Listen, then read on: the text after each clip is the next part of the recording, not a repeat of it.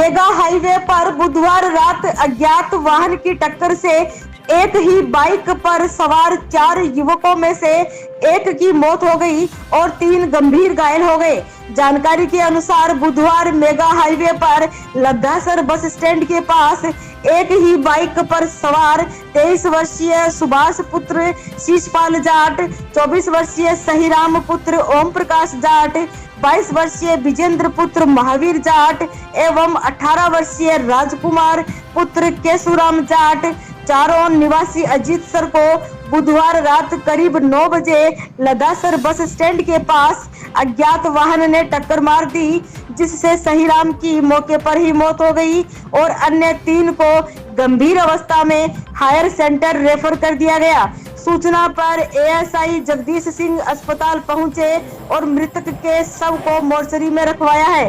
Postmortem गुरुवार को होगा।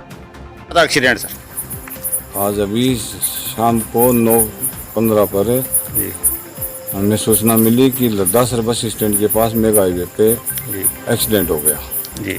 हाईवे को वहाँ भिजवाया गया। हाईवे गाड़ी ने इंजर्ड को सरकारी अस्पताल भिजवा दिया, जिनमें 4 व्यक्ति आए जी। चारों में से एक की डेड बॉडी आई, 3 घायल अवस्था में आई जी। जिनका यहाँ से प्राथमिक उपचार करते हुए बीकानेर के लिए रेफर कर दिया गया।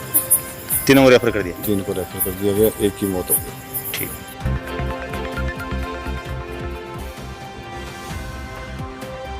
पुलिस एवं प्रशासन ने सामंजस्य के अभाव का खामियाजा बुधवार को एक मृतका के परिजनों को भुगतना पड़ा एवं प्रशासन की वजह से मृतका का अंतिम संस्कार एक दिन बाद गुरुवार को होगा। परिजनों के अनुसार पड़िहारों के मोहल्ले की 23 वर्षीय मोनिका जसेल पत्नी राकेश जसेल की 8 सितंबर को तबीयत बिगड़ने पर परिजन मोनिका को रतनगढ़ के राजकीय अस्पताल लेकर आए, जहां चिकित्सकों को दिखाकर दवाई लेकर वापस चले गए। 10 सितंबर को दोबारा तबीयत बिगड़ने पर अस्पताल लेकर आए। इस बार मोनिका की तबीयत ज्यादा खराब थी, तो चिकित्सकों ने पुलिस को फोन करके संदेह व्यक्त किया और मोनिका को बीकानेर रेफर कर दिया। हालत गंभीर होने के कारण परिजन पुलिस के पहुंचने से पहले ही मोनिका को बीकानेर इलाज के लिए ले गए, जहां मंगलवार शाम उपचार के दौरान उसकी मौत हो गई। परिजनों के बताए अनुसार रतनगढ़ पुलिस उनसे पूछताछ करने 2 बार बीकानेर आई थी।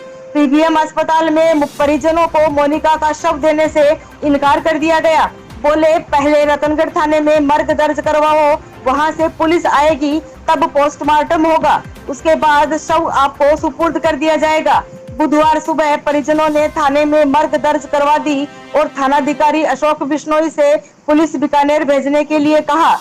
चूंकि मोनिका की शादी को अभी 18 महीने ही हुए हैं, इसलिए इसकी जांच उपखंड अधिकारी से होनी थी। उपखंड अधिकारी विजेंद्र सिंह ने कहा बीकानेर तो पुलिस जाएगी और थानाधिकारी ने कहा उपखंड अधिकारी जाएंगे या अपना प्रतिनिधि भेजेंगे। इस दौरान बुधवार सुबह से ही राकेश के घर पर रिश्तेदारों की भीड़ जमा हो गई। अंतिम संस्कार के लिए इधर 4 बज गए, लेकिन पुलिस एवं प्रशासन में से बीकानेर जाने को कोई तैयार नहीं हुआ। उसको मरे हुए तब तक 12 घंटे हो चुके थे। उसके बाद कांग्रेस के निवर्तमान जिला अध्यक्ष भंवरलाल पुजारी ने दूरभाष पर कैबिनेट मंत्री रघु शर्मा से बात करके पूरा विवरण बताया। उनके हस्तक्षेप के बाद एसडीएम ने तहसीलदार बजरंगलाल को बीकानेर भेजा। दुखद बात यह रही कि मृतका के पीहर पक्ष के लोग रतनगढ़ एवं बीकानेर में साथ थे। दोनों पक्षों की उसकी मृत्यु पर कोई संदेह नहीं। उसके बावजूद प्रशासन की अनुभवहीनता, सामंजस्य का अभाव एवं नियंत्रण का अभाव कहे, इसका खामियाजा मृतका के परिजनों को भुगतना पड़ा। जवान विवाहिता की मौत के बावजूद उसका अंतिम संस्कार करने के लिए परिजनों के पास इंतजार के अलावा कोई उपाय नहीं। इस मौके पर कांग्रेस के सरपंच फोरम के अध्यक्ष उमेद सिंह राठौड़, इंद्राज खिचड़, भंवरलाल जसेल सहित काफी लोग थे। मामला यह था कि दिनांक 8 को हमारे ये राकेश की पत्नी को तबीयत खराब हुई, तो उसको लेके वे अस्पताल आया तो डॉक्टर साहब को दिखाया यहाँ पे, तो डॉक्टर साहब ने हमें पर्ची बना दी, एडमिट का लिखा। तो एडमिट में ग्लूकोज वगैरह इंजेक्शन लगाने का लिखा, तो राकेश की वो उसको मोनिका नाम है उसका, तो मोनिका से पूछा है कि जब वो कहे ये ग्लूकोज घर पे चढ़ा लेंगे, तो राकेश वो दवाइयाँ लेके घर पे ले गया। तो घर पे हमने वो ग्लूकोज चढ़ा दिया 8 को और 9 को चला रहा, 9 को वो दवाई लगा दी। 10 तारीख को सुबह तक वो ठीक थी। 10 बजे ये मान ले ये राकेश उसको सेव वगैरह खिला के फिर दुकान पर आ गया, बोले मैं घंटा पर दुकान संभाल के आ जाता हूँ। तो इसके बाद अचानक इसके घर से फ़ोन आया कि उसकी तबीयत ख़राब हो गई है, तो जल्दी आओ। वापस गया तो वो बेहोश थी, तो उसी को लेके राकेश हॉस्पिटल आया। यहाँ हॉस्पिटल में हमारे राजकीय चिकित्सालय रतनगढ़ में फर्स्ट एड उसको दिया। फर्स्ट एड देने के बाद उन्होंने रेफर बीकानेर कर दिया। अब बीकानेर हमने वहाँ 10 तारीख को एडमिट करवा दी। अब 10, 11, 12, 13 तक इलाज चला और 13 की शाम को 6 और 7 के बीच में उसकी डेथ हो गई। अब उसका मृत शरीर है वो वहाँ मोर्चरी में पड़ा है। हमें वो बॉडी चाहिए, तो हम यहाँ पे सुबह 6 बजे ही हॉस्पिटल थाने पहुँच गए थे। थाने वालों ने कहा मर्द दर्ज कराओ, मर्द दर्ज करवा दिया। तो हमें भी जांच अधिकारी एसडीएम साहब को नियुक्त कर दिया। अब एसडीएम साहब कहते हैं ये मेरे को जांच अधिकारी नियुक्त करने वाला कौन होता थानेदार, मैं तो नहीं जाऊंगा, मेरा कोई काम ही नहीं है। पुलिस वाले कहते हैं हमारा काम नहीं है। अब ये इनके पिताजी का, उनके पीर वालों को बुलाओ, तो ये पीर वाले बच्ची के पिताजी वो आ गए और हमसे लिखित में ले लिया, हमारा बयान ले लिया दोनों पार्टियों का कि हम कोई कार्रवाई नहीं कराना चाहते, ऐसी कोई मामला वो संवैधानिक नहीं लग रहा है, इसलिए हमें कोई कार्रवाई नहीं करानी, हमें तो बॉडी दे दीजिए। अब न तो बॉडी मिल रही है न वो पोस्टमार्टम हो रहा है, इसलिए हम सुबह 6 बजे से लेके अब समय हो गया आपके सामने तक परेशान हो रहे हैं इतने लोग। अभी तक भी कोई परिणाम नहीं निकल रहा है कि वो हमारी बॉडी अंत्येष्टि के लिए लोग घर पे पहुंच गए, उनको हमने बिठा रखा है, वो लोग परेशान हो रहे हैं। बीकानेर में एम्बुलेंस की हुई हमारी, वहाँ 5 आदमी वहाँ बैठे हमारे, वहाँ पोस्टमार्टम कर दे तो हम लेके आ जाएँ। तो ये पूरा मामला अब तक है, अभी तक वो कोई निर्णय नहीं हो रहा है, कोई कार्रवाई नहीं हुई है। ठीक है। हाँ, मेरी बच्ची 11 बजे बात हुई, बाद में 12:30 बजे है आप मेरे जुआई ने फ़ोन किया कि जो हो रही है क्या जो यहाँ आया, तो यहाँ रहते नहीं बीकानेर गया डॉक्टर। शादी ने कितना साल हो गया? 1.5 साल हो गया। बीच में ससुराल में कोई दिक्कत तो नहीं हुई आज तक? थाने कोई फोन करिए कोई बात नहीं, नॉर्मल डेथ हुई है? नहीं। पीबीएम हॉस्पिटल में इस बच्ची के गार्जियन है और उसको भर्ती करवाया था, अभी तक हमारे को बॉडी भी नहीं दिया है। कल शाम को 6 बजे डेथ हो गई थी उसकी, मर्चरी में रखवा दिया। अभी बोला रतनगढ़ जाओ, रतनगढ़ से आप उसको बोलो, एसडीएम साहब को बोलो, एसडीएम साहब को बोलते हैं तो बोलता शाह साहब को बोलो, शाह साहब को बोला था एसडीएम साहब को बोलो। हम किसी बात हैं, हमारा कोई सुनाई हो नहीं रहा है, बॉडी हमारे को मिल नहीं है। पोस्टमार्टम कराने लिए हम कोई कार्रवाई नहीं करेंगे, पोस्टमार्टम नहीं चाहते हैं हम।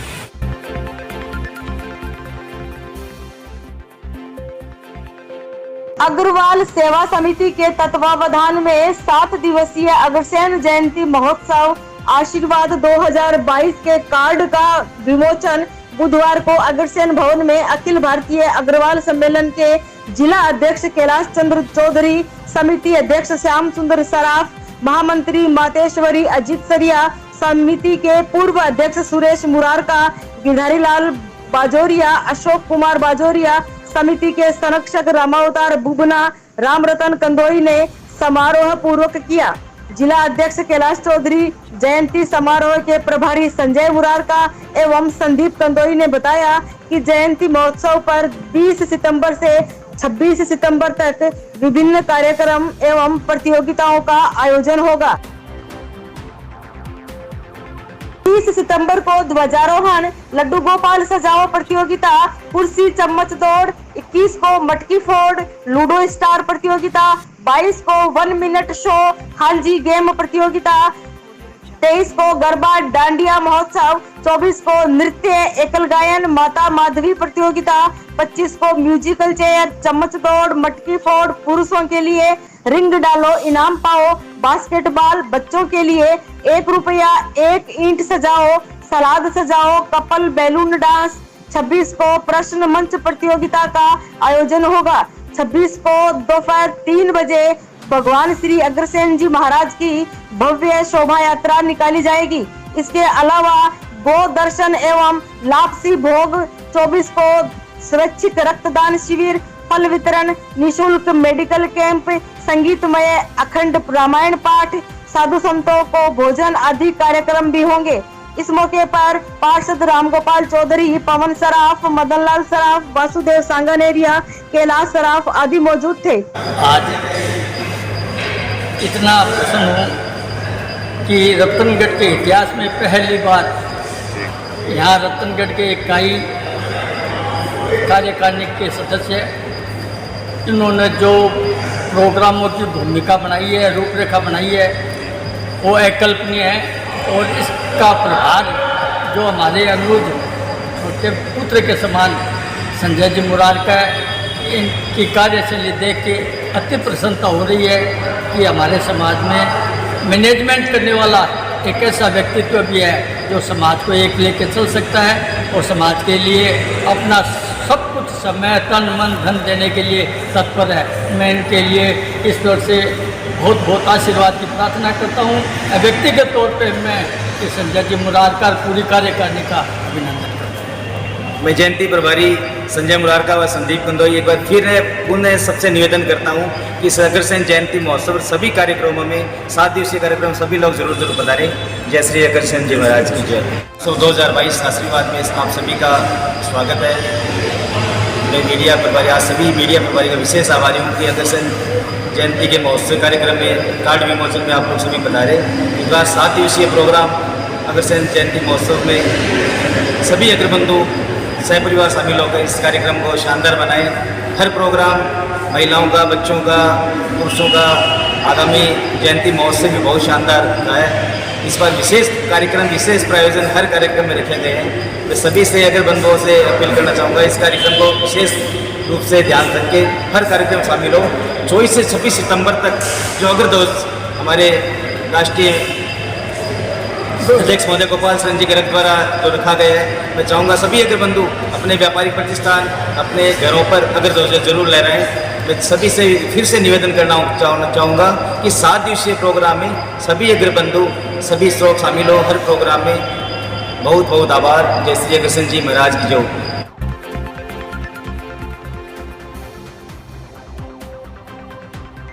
स्तंभ के पास स्थित दादू द्वारा आश्रम में चल रही रासलीला में मंगलवार रात राधा कृष्णा की झांकी, भगवान का गोपियों के संग महारास, मयूर नृत्य एवं रुक्मणी विवाह का भावपूर्ण मंचन किया गया। रुक्मणी के भाई रुक्मी ने उसका विवाह शिशुपाल के साथ सुनिश्चित किया था, लेकिन रुक्मणी ने संकल्प लिया था कि वह केवल कृष्ण के साथ ही विवाह करेगी।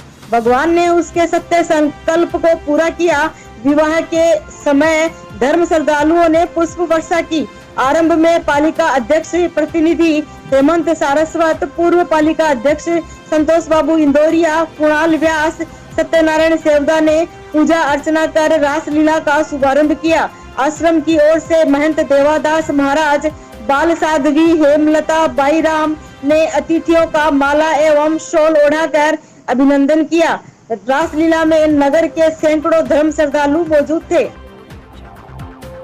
ये हमारे गुरु महाराज की 16वीं पुण्यतिथि के उपलक्ष्य में ये कार्यक्रम रखा गया है। 9 तारीख से लगा के 15 सितंबर तक वृंदावन से रासलीला का कार्यक्रम में रखा गया है, जो 7:30 बजे से लगा के रात को 11:15 बजे तक ये कार्यक्रम रासलीला का होता है। इसी उपलक्ष्य में 15 तारीख को दिन के अंदर 251 कन्याओं को भोजन करवाया जाएगा और 16 तारीख को रात्रि को विशाल जागरण रखा गया है और 17 तारीख को सुबह हमारे गुरु महाराज के चरण पादुका पूजन के बाद भंडारा, जिसमें संतों का और नगरवासियों का और भक्तों का प्रसाद वितरण का कार्यक्रम रखा गया है।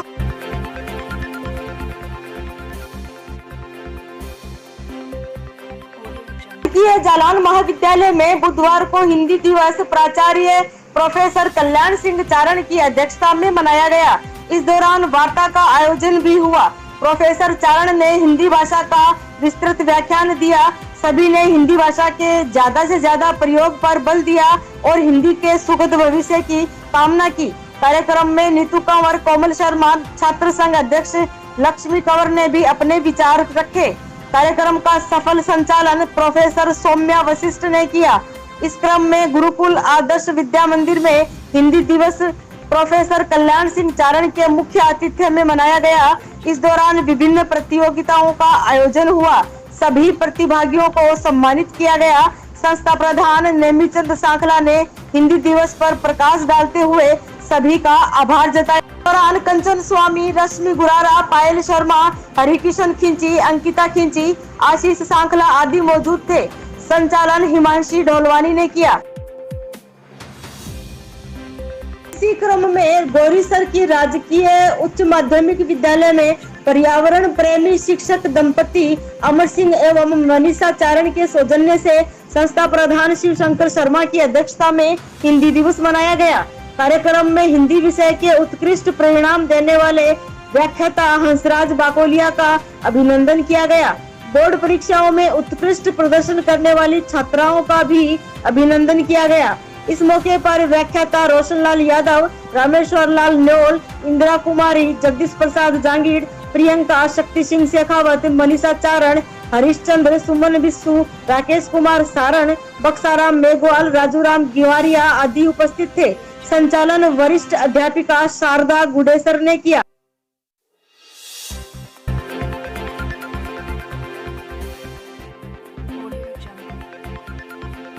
पुलिस थाना में एक विवाहिता ने एक पार्षद पर होटल में ले जाकर दुष्कर्म करने का मामला दर्ज कराया है। विवाहिता ने बताया कि पार्षद का उसके पति के साथ परिचय होने के कारण घर पर आना जाना था। 3 महीने पहले पार्षद ने 1 महीने का नाम लेकर विवाहिता से 20,000 रुपए उधार लिए। वापस मांगने पर वह घर पर आया और विवाहिता को उसका अश्लील फोटो दिखाया और डराया कि रुपए मांगे तो फोटो वायरल कर दूंगा। 13 सितंबर को पार्षद ने फोन करके बाजार में बुलाया और कहा कि मेरे साथ चल वरना वो फोटो तेरे पति को भेज दूंगा। बाइक पर बैठाकर 3 किलोमीटर दूर एक होटल में ले जाकर दुष्कर्म किया। पुलिस ने विवाहिता की रिपोर्ट पर उक्त पार्षद के खिलाफ भारतीय दंड संहिता की धारा 450, 376, 363, 384 में मामला दर्ज कर लिया है।